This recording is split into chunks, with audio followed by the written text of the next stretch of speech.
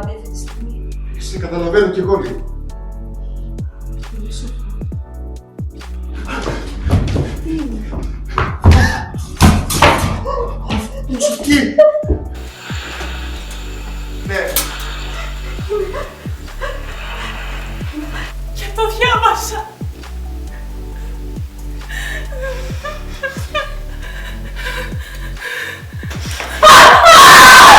Μετά από όσα έκανες! Όχι, δεν θα σε βοηθήσω! Κάτι έμαθα όσο είμαι ζωντανός. Το γράμμα της αυτοκτονίας μου. Θα διαβαστεί στην ανάκριση.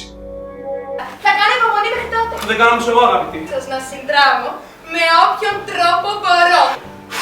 Βλάφτε το ναυτικό μου σύστημα. Δώστε μου! Θα σου μιλήσω ανοιχτά. Έλα μου ένα ελοποτήρι! Δεν μου πάει το σουλούπι του. Και στο ίδιο ξενοδοχείο που έλαβε χώρα η σύλληψή του. Κοιτάζω και να προσπαθήσω. Μία! Καλά, συγγνώμη. Απάντησέ μου. Πολύ. Μου είπε πως πήγες και τον είδες. Και του είπες πως δεν θες να με ξαναδεί. Δεν αφήνεις τις μαλακίες! Για θυμίσου λίγο. Τις περισσότερες φορές ούτε που σου σηκωνότανε. Και αν τυχόν τα κατάφερνες, έγινες σε 2 δευτερόλεπτα. Δηλαδή τώρα στη ρεσεψιόν δεν είναι κανένας. Πυροβολισμός θα αναφερθεί. Τι πυροβολισμός! Α, όχι. Τα άκουσα κι εγώ. Ήρθα να κάνω έλεγχο για τον πυροβολισμό. Θα είμαι κάτω στη ρεσεψιόν αν κάποιος από εσάς. Χέρι που έχεις δεν είναι το δικό σου. Ξέρω πως δεν είναι το δικό μου χέρι.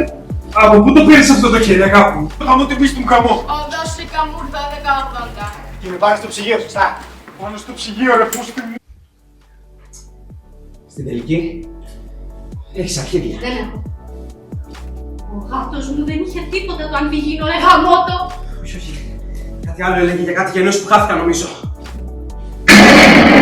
Καν δεν θα χωράνε στη φωτογραφία. Βέβαια. Η μαμά είπε στο φωτογράφο να φέρει βρυγόνε ακόμα. Έχω ένα μπισκότο εδώ.